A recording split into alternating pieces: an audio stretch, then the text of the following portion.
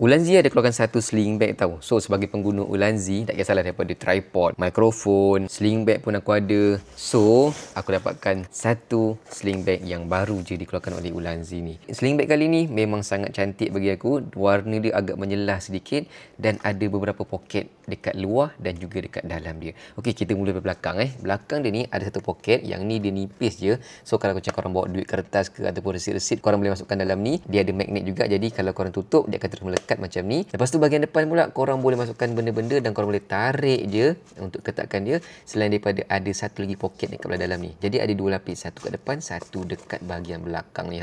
Kat bahagian dalam dia, ini cantik, serius. Kalau korang buka, ada beberapa kompartmen lain yang dipisahkan menggunakan ni jaring. Lepas tu ada poket-poket dua ni, poket belakang sama. So korang boleh asingkanlah phone, korang punya power bank, korang punya kabel ke, dan lain-lain lagi. Untuk cara nak bawa pula, korang boleh bawa secara macam ni, ataupun kalau korang nak jadikan sebagai sling bag, korang boleh juga gantungkan dia punya tali sling ni.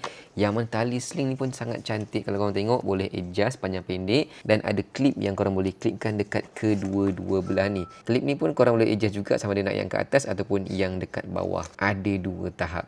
So guys, apa lagi? Sling bag daripada Ulanzi ni memang sangat cantik. Kalau korang nak bawa pergi event pun tak ada masalah sebab dia punya design tu nampak premium.